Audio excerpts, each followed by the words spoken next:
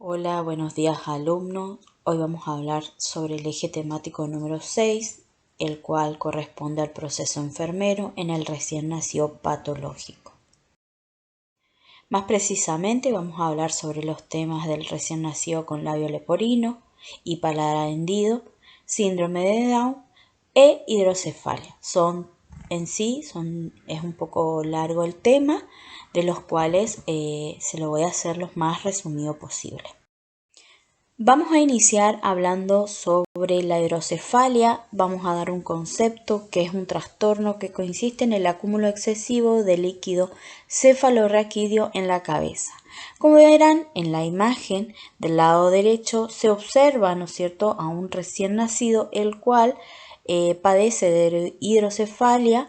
Sí, como verán, el perímetro cefálico es muy grande, tiene líquido acumulado. Fisiopatología o cómo se produce, ¿no es cierto?, esta patología. En condiciones normales, el líquido cefalorraquídeo se forma en unas cavidades que existen dentro de la cabeza llamadas ventrículos cerebrales y después pasa por unos conductos hasta llegar a los espacios subaracnoides que rodean al cerebro y a la médula espinal, donde serán reabsorbidos para pasar a la sangre.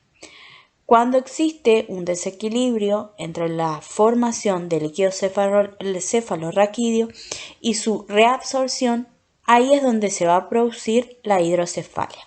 Como verán en la imagen, ¿no es cierto?, del lado derecho van a ver cómo está compuesto, el cual tiene el cerebro, ¿sí? Fíjense que están los ventrículos. Ahí está el líquido cefalorraquídeo y obviamente se encuentra la médula espinal. En la imagen del lado izquierdo van a ver un bebé sin hidrocefalia y cómo se produce el bebé con hidrocefalia, ese acúmulo de líquido que se produce en esos espacios. Tipos de hidrocefalia, ¿sí? Tenemos dos tipos. Una puede ser la hidrocefalia comunicante, donde el líquido cefalorraquídeo se forma y fluye adecuadamente desde los ventrículos hasta los espacios subaracnoides, pero existe trastorno de la reabsorción. Este líquido no se reabsorbe, por lo tanto se va acumulando. Se requieren de la implantación de una derivación de líquido cefalorraquídeo. La más utilizada es el ventrículo peritoneal. Luego vamos a tener una hidrocefalia no comunicante. Esta se debe a que el líquido cefalorraquídeo no circula a través de ningún punto de su recorrido debido a su absorción. Por ello se trata creando una vía alternativa que permita la salida del líquido cefalorraquídeo desde los ventrículos, salvando la obstrucción. Los signos y síntomas que pueden aparecer cuando hay un aumento del líquido cefalorraquídeo en los lactantes son las fontanelas abombadas y tensas. Puede haber una ausencia de pulsaciones normales, separación de las suturas craneales, va a haber convulsiones, irritabilidad, llanto estridente, venas muy dilatadas en la cabeza, alteraciones en la alimentación. El perímetro occipitofrontal va a estar muy aumentado y signos de puesta del sol. Los diagnósticos, cómo podemos, ¿no es cierto?, llegar a un diagnóstico certero, o también la valoración. Uno de ellos va a ser la evaluación neurológica completa de ese recién nacido, medición del perímetro cefálico. Esto va a ser muy importante en el caso de los pacientes con hidrocefalia o si se sospecha, ¿no es cierto?, de hidrocefalia. Se va a medir en forma constante, en forma semanal, lo que es, ¿no es cierto?, el perímetro cefálico. Esto va a ser uno de los detectantes de que el paciente, ¿no es cierto?, está cursando con este tipo de patología. Va a haber signos de aumento de la presión intracraneal. Electroencefalograma, vamos a tener que hacer una TAM o una resonancia magnética, estudios de laboratorio y de líquido cefalorraquídeo y hay que describir, ¿no es cierto?, en el caso del que el paciente presente convulsiones, cómo fueron, repeticiones, cuánto duran esas convulsiones. Hay que valorar el patrón cognitivo perceptual o función neurológica. Vamos a ver las historias clínicas, ¿sí?, antecedentes familiares, preconcepcionales, prenatales y postnatales. Estado de conciencia, se van a evaluar el estado de Glasgow, las pupilas, cómo son esas pupilas, el tamaño, forma, simetría, reacción y función. Signos de aumento de la presión intracraneal. Vamos a observar las posturas de ese recién nacido, conductas, sus reflejos y sobre todo sus signos vitales. ¿Cuál es el tratamiento o cómo, digamos, se puede llegar no a solucionar en forma completa, pero sí más que nada a paliar, ¿no es cierto?, y a evitar que se siga acumulando lo que es el líquido cefalorraquídeo? El tratamiento más común para la hidrocefalia es insertar una derivación o también un shunt, se llama, es un catéter ventricular. Una derivación es un catéter que drena el líquido cefalorraquídeo desde los ventrículos hacia otro espacio en el cuerpo que luego absorbe el líquido.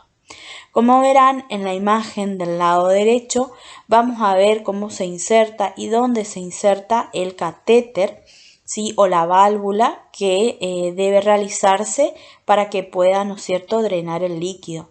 Vamos a ver que se encuentran los ventrículos, ahí está insertado el catéter ventricular, el catéter se introduce bajo la piel, esto va, ¿no es cierto?, totalmente bajo la piel, no se ve, y el tubo se vacía en la cavidad torácica o abdominal. ¿Sí? El catéter va desde lo que es el ventrículo hasta una cavidad donde pueda absorberse, ¿sí?, ese líquido que es drenado desde la cabeza. En la imagen de la izquierda van a ver, ¿no es cierto?, cómo queda colocado en un recién nacido. ¿Cuáles son los cuidados de enfermería? ¿Sí? Antes que nada, estimar la circunferencia occipitofrontal es el punto más grande. Debemos buscar signos de hipertensión intracraneal en el caso que pueden haber vómitos, la presión arterial sistólica aumentada, disminución del pulso y respiraciones irregulares o menos frecuentes. Debemos observar cambios como aumento del tamaño de la cabeza, frente prominente, ojo en puesta del sol. Obviamente que el control, ¿no es cierto?, del tamaño de la cabeza es muy importante para poder detectar a tiempo este tipo de patologías. Realizar los cuidados de enfermería rutina antes de alimentarlo para evitar molestias después de comer. Durante la alimentación, cargarlo semisentado con la cabeza bien apoyada, ofrecer raciones pequeñas y frecuentes. Después de comer, colocarlo de lado con la cabeza elevada para evitar aspiración. Control del líquido, ¿no es cierto? Administración de líquidos intravenosos en forma prescripta. Administración de antibióticos prescriptos, porque esto también, el tema de llevar a una cirugía, puede causar lo que es una infección. Y también lo que es muy importante es el control de los signos vitales. Cuidados preoperatorios, recuerden que este recién nacido va a tener que ir, ¿no es cierto?, a una cirugía para la colocación de esa válvula. Antes que nada debemos sostener la cabeza del niño, levantarlo o movilizarlo. Cambios de posiciones frecuentes, porque estos pacientes pueden, como al tener tanto líquido en la cabeza, pueden llegar a escararse, ¿no es cierto?, en la parte de la cabeza. Medición de perímetro cefálico diario. Esto es, como les decía anteriormente, que debemos, digamos, controlar el tamaño, ¿no es cierto?, de la cabeza. Colocar un cojín en forma de dona en la cabeza. Control del líquido estricto. La colocación de algún cojín en forma de dona es para evitar, ¿no es cierto?, la aparición de úlcera por la presión que realiza la cabeza sobre, ¿no es cierto?, la superficie. Alimentar por vía oral o sonda gástrica. Vigilar signos de aumento de la presión intracraneal. Vigilar signos vitales.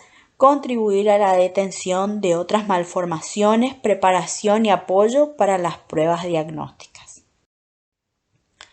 Los cuidados postoperatorios, ¿no es cierto?, luego de haber colocado la válvula, deben ser bombear la válvula, observar, ¿no es cierto?, la válvula, seguir midiendo el perímetro cefálico y abdominal, vigilar signos de presión intracraneal, infecciones locales o neurológicas, detectar presencia de convulsiones, colocar al niño en posición plana u horizontal, verificar permeabilidad de la válvula,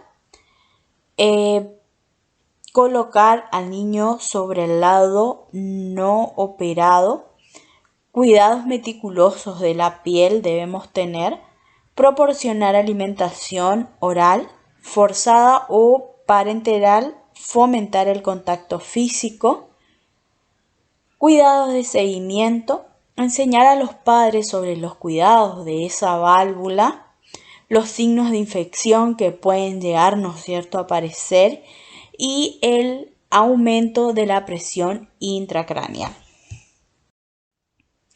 Bien, hasta ahí hemos llegado con todo lo que refiere o conlleva el tema de hidrocefalia. Pueden llegar a ampliar, ¿no es cierto?, con otro tipo de bibliografía. Otro tema que nos tocaba hablar y es un tema muy común es el síndrome de Down. En este caso, obviamente, como siempre, vamos a iniciar dando un pequeño concepto. La definición. Con respecto a la definición, se puede decir que es la alteración genética consecuencia de la presencia de un cromosoma extra del par 21 o una parte de él, haciendo que estas personas tengan un total de 47 cromosomas cada célula en lugar de 46 propias de la especie humana. Ustedes saben que todo ser humano tiene 46 cromosomas. En el caso, ¿no es cierto?, de tener esta patología, se agrega un cromosoma más y alcanzan a tener 47. De ahí el nombre de trisonomía 21. Este es el caso de que muchas veces no es que se da de diagnóstico síndrome de Down, también se lo pueden llamar o puede aparecer como una trisonomía 21. Es la principal causa de discapacidad intelectual y alteración genética más común. Como verán en la imagen derecha, ¿no es cierto?, se ven todos los cromosomas y en el par 21, en vez de tener 2, que es lo normal, tienen 3. En la imagen, ¿no es cierto?, de lo que es la izquierda, también se observa lo mismo, son todos los cromosomas y en el par 21 se observa uno de más. ¿Cuáles son los factores de riesgo o por qué puede darse este tipo de patologías? Más que nada son madres mayores de 35 años, padres mayores de 50, progenitores que presenten el síndrome de Down, niveles bajos de proteínas y estriol maternos o altos niveles de gonadotrofina. Este síndrome se da uno de cada 800 o 1000 nacidos, ¿no es cierto?, y constituyen la primera causa de retraso mental. ¿Cuál es el diagnóstico o cómo puedo darme cuenta, ¿no es cierto?, de que este pacientito tiene esta patología? Antes que nada se puede detectar durante el embarazo la ecografía morfológica que evalúa la translucidez nucal medida en la región del cuello fetal ayuda a estimar la presencia del síndrome, que solo se confirma con una amniocentesis y biopsia de vellosidades coriales. Después del nacimiento también se puede ver a través de un examen clínico, ¿sí?, del cariotipo, estudios de los cromosomas, puede probar el síndrome de Down. También más adelante vamos a ver este tipo de pacientitos tienen, ¿no es cierto?, características diferentes a un recién nacido normal, que también, ¿no es cierto?, ya puede llevarnos a un prediagnóstico hasta tener los resultados certeros de los laboratorios, ¿sí?, de que padece síndrome de Down. Bien, como van a ver, acá se detalla en forma precisa, ¿no es cierto?, cuáles son los cambios que se van produciendo, ¿sí?, con respecto al recién nacido.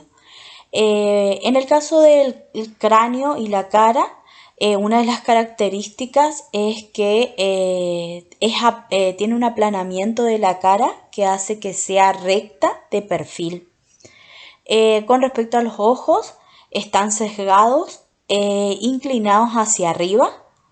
La nariz respingona y los orificios nasales hacia arriba.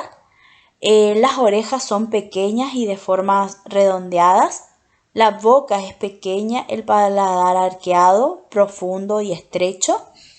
La lengua es macroglossia, o sea, hay un agrandamiento de lo que es la lengua que más de una vez sobresale, ¿no es cierto?, de la cavidad bucal. Los dientes le tardan en salir y suelen estar amontonados o muy espaciados. El cuello, el tronco y abdomen, el cuello corto y ancho, el tronco recto y el abdomen abultado. Las extremidades, manos y pies pequeños con dedos cortos y anchos. La piel y el cabello, la piel blanca y suave y el cabello fino y poco abundante. El tono muscular y flexibilidad articular, la altura inferior a la media y cierta tendencia a la obesidad ligera. Sus genitales, los hombres con síndrome de Down tienen un número reducido de espermas y no pueden engendrar, y las mujeres sí pueden quedar embarazadas. Como verán en la imagen de la derecha se ve algunas características morfológicas que están marcadas, que se describieron, ¿no es cierto?, anteriormente. Algunos problemas médicos, porque también, ¿no es cierto?, este tipo de patología conlleva, ¿no es cierto?, algunos problemas médicos, y entre ellos lo que puede suceder es problemas obviamente de las disfunciones tiroideas y cardiopatías. Puede haber desórdenes gastrointestinales, obesidad, leucemia, pérdida de memoria, alteraciones auditivas. Características motoras: presentan falta de habilidad para ejecutar secuencias rápidas de movimientos y problemas de coordinación general. No suelen andar antes de los 2 años y la mayoría lo logra recién a los 3 años. Características del lenguaje: tienen un nivel lingüístico inferior al nivel intelectual. Pueden presentar dificultades de articulación, menor nivel del lenguaje comprensivo que expresivo, retraso en la adquisición de vocabulario, léxico, reducidos, oraciones cortas y menos complejas.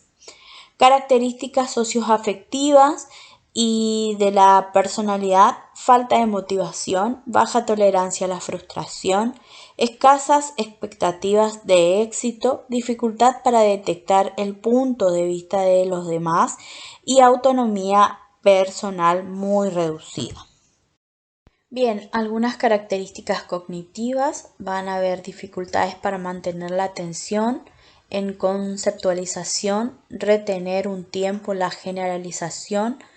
Va a tener dificultades para almacenar algo prolongado y transferencia de la información. Tienden a aprendizaje, distraerse, ¿sí? No tienen mucha concentración. Algunas orientaciones: los aprendizajes deben ser significativos, que potencien la motivación, plantear objetivos que incluyan la supresión de dificultades, proporcionar el tiempo suficiente para la realización de las actividades, fomentar que el alumno sea el protagonista de sus propios aprendizajes, permitiéndoles elegir entre diferentes opciones y evitando las actividades mecánicas. Será también importante involucrar a sus compañeros de clase en su aprendizaje. Los niños con síndrome de Down reciben una educación diferente que comienza en el seno familiar. Deben permanecer en un clima de cariño y adaptación, ya que eso marcará su existencia. No se los debe presionar durante su proceso de aprendizaje.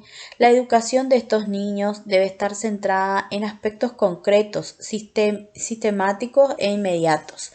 Destacan por tener un buen nivel memorístico, lo que le permite lograr a pronunciar correctamente. Esto se logra con paciencia y con ejercicios concretos de repetición.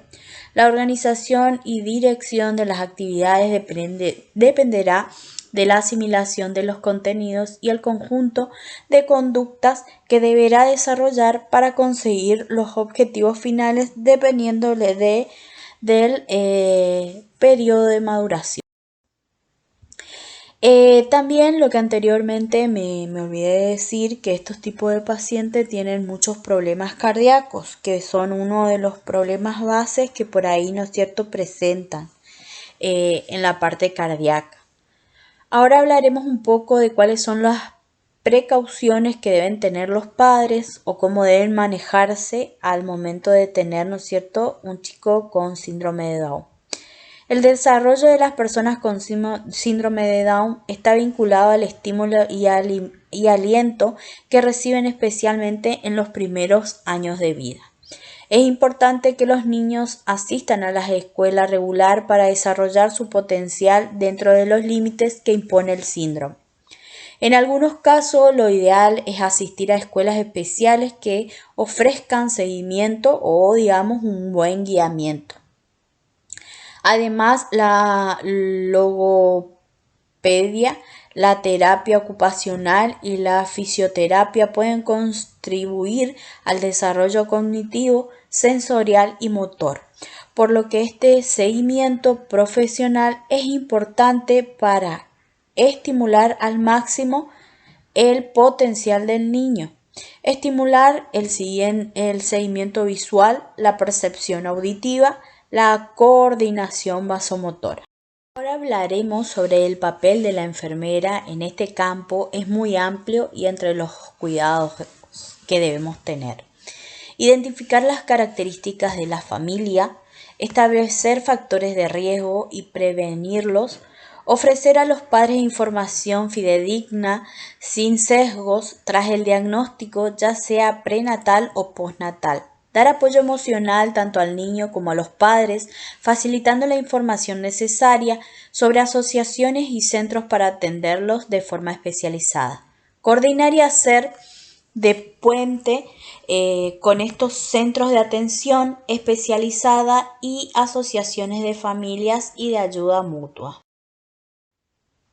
Enseñar hábitos saludables y de higiene tanto a las familias como a las propias personas con síndrome de Down.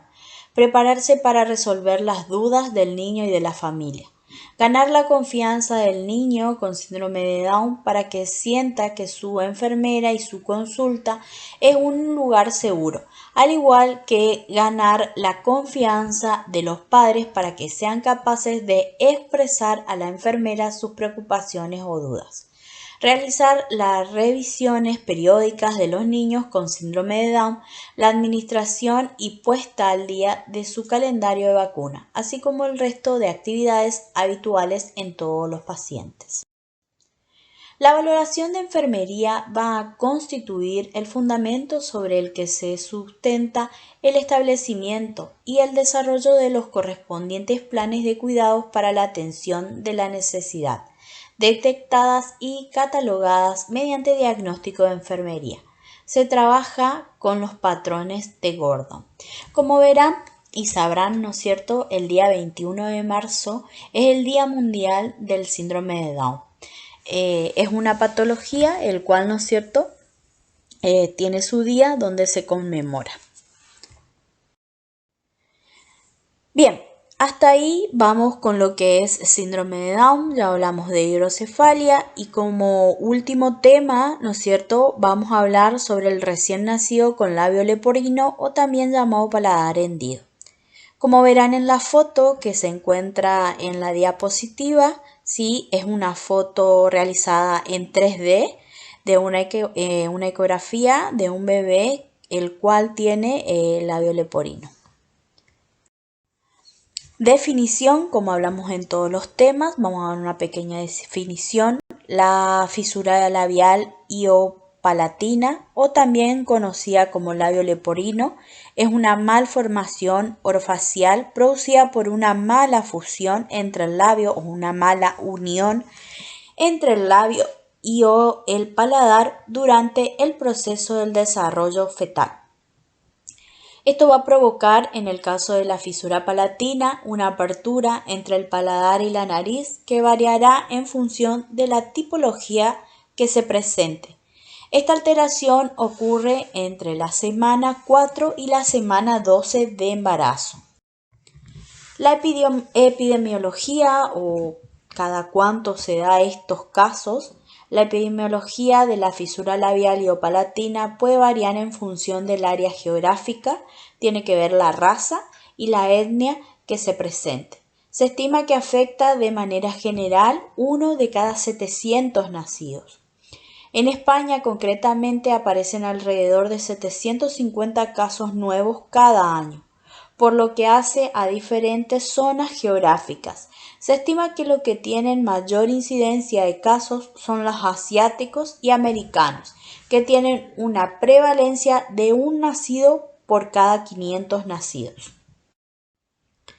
La etiología, o por qué se causa, ¿no es cierto?, o por qué puede darse. Las causas que provocan esta malformación aún no son conocidas o no se establecen bien, no saben, ¿sí?, con exactitud por qué puede llegar a nacer así, pero hay algunos estudios, ¿sí?, realizados que apuntan a algunos factores de riesgo. Sí existen factores de riesgo que pueden, ¿no es cierto?, incidir en un mayor riesgo a presentar este tipo de patología. Entre ellos vamos a tener los agentes infecciosos. Algunas malformaciones congénitas están provocadas por algunos virus que afectan durante el embarazo. Destacan la rubiola y el citomegalovirus. En ambas, si se sufren durante la gestación, pueden causar infecciones fatales crónicas que pueden persistir después del nacimiento. También la exposición a radiación. También da importancia a la exposición durante el embarazo a altas dosis de rayos X. Esta exposición puede llegar a originar malformaciones y complicaciones. Pueden también causar microcefalia, defectos craneales, espina bífida, defectos en las extremidades y hendidura del labio y o paladar, entre otros. El consumo de tabaco y alcohol. También existe una significativa relación entre el consumo del tabaco materno y la presencia de esta malformación de manera significativa. El riesgo relativo para el desarrollo de esta fisura es de 1,5. En el caso de las fumadoras, de las madres que fuman, el riesgo de presentar esta malformación aumenta de 7 a 16 veces. En el caso del alcoholismo, las mujeres que tienen altos niveles de consumo de alcohol aumenta el riesgo entre 1 o 5 y 4 y 7 veces. También el consumo de corticoides, en forma excesiva obviamente. Se ha investigado la relación entre el uso materno de corticoides un mes antes de la concepción hasta 3 meses después de esta, y se ha encontrado un mayor riesgo a presentar malformaciones congénitas. En el caso de la prednisona, puede aumentar el riesgo entre 3 a 4 veces. Los anticonvulsivos, ¿sí?, como ser en el caso de la fenitoína, hidantoína, oxazolidinonas y el ácido valproico, se pueden asociar con un aumento a padecer malformaciones congénitas. Factores congénitos, el riesgo que se atribuye se calcula que es de 12% en todos los casos de la fisura. La edad también puede ser. Las madres mayores de 40 años tienen un porcentaje de riesgo del 40% mayor que las madres con edades comprendidas entre los 20 y los 29 años. presentar un hijo con alguna malformación congénita. También pueden afectar o incluirse los factores hereditarios, el riesgo de recurrencia a padecer esta malformación en padres no afectados que tienen un hijo con fisura de labio y o palatina es de un 4%. En el caso de tener 2 hijos afectados, el riesgo de recurrencia aumenta al 10%. Cuando uno de los padres presenta fisura labial y uno de sus hijos también lo presenta, la probabilidad de que el siguiente niño tenga esta anormalidad se estima que es del 17%, va aumentando. Embriología. Esta malformación tiene lugar entre la semana 4 y la semana 12, como dijimos en forma anterior, de gestación, en el cual se desarrolla la cara y el paladar. La fisura labial y o palatina está provocada por una mala fusión del paladar, labio o ambos, que deja una apertura. La gravedad de la apertura dependerá de la tipología que se presente. En el caso de los fisurados palatinos, esta apertura puede llegar a comunicar la nariz con la zona del paladar de manera muy amplia. Método de diagnósticos prenatales. ¿Cómo podemos detectar, no es cierto, que este niño cursa con una fisura paladar? La utilización de la ecografía 3D no tiene una relación. El costo efectivo muy elevada, de manera que sigue teniendo mayor importancia el examen de ultrasonido 2D de rutina que se utiliza en el segundo semestre de embarazo. Por otro lado, si se desea, se puede dar la opción de complementarlo también con el examen detallado del rostro fetal en 3D. Los tipos de fisura. Tenemos 2 tipos de fisura.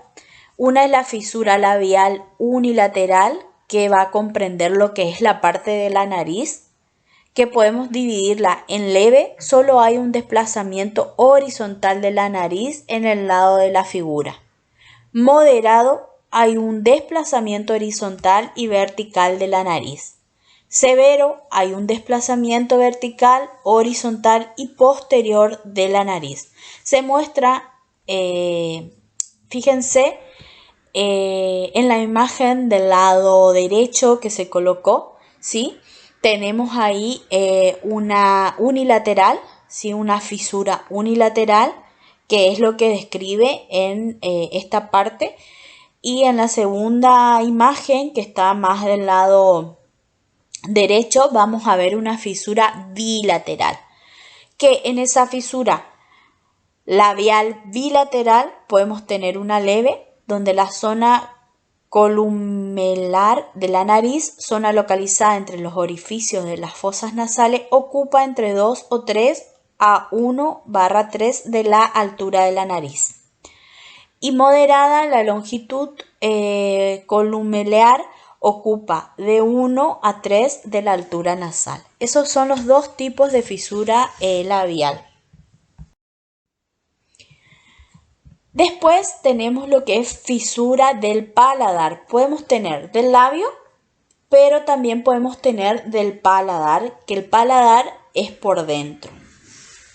Para las fisuras unilaterales labiales usa como referencia la rotación del arco de Cupido, y para las fisuras bilaterales labiales usa la altura del prolabio o surco subnasal en relación con la altura del segmento labial lateral. En la fisura labial unilateral tenemos leve, que hay una rotación del arco de Cupido menor a 30 grados. Moderado, una rotación del arco de Cupido entre 30 a 60. Y un severo, hay una rotación del arco de Cupido mayor a 60. El tratamiento, o cómo podemos llegar a resolver, ¿no es cierto?, este tipo de patologías. El tratamiento de la fisura labial y o palatina empieza desde muy temprana edad. El orden de las intervenciones quirúrgicas dependerá del sitio del profesional que lo realice, las técnicas y recursos utilizados y la localización donde nos encontramos.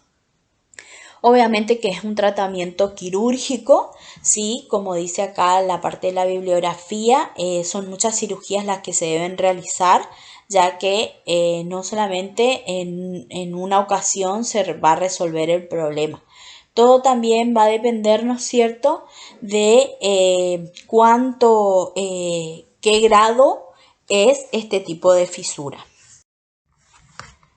Con respecto a lo que es las intervenciones quirúrgicas, las diferentes intervenciones quirúrgicas de la siguiente manera. Alrededor de los 2 a 3 meses se realiza la cirugía de la fisura labial, que se llama queiloplastía, y a los 6 y 12 meses la del cierre de la fisura del paladar, que es palatoplastía.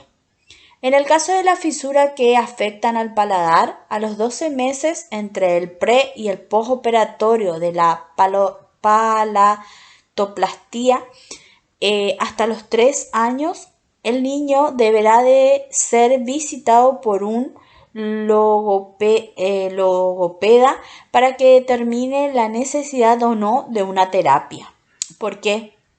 Porque obviamente este tipo de patología lo que causa es la dificultad en el habla, ¿sí? O por ahí las palabras no son pronunciadas como corresponden, ¿sí? Ya que el paladar se ve afectado o el labio, al igual que a nivel audiométrico.